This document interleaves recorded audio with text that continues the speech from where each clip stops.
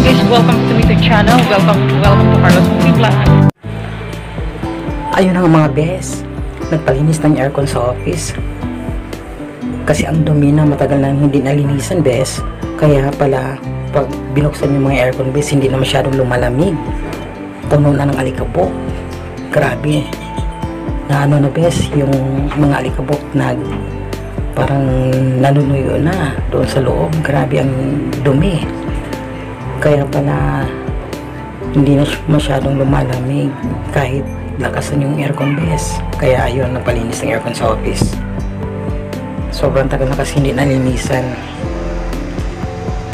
Ayan.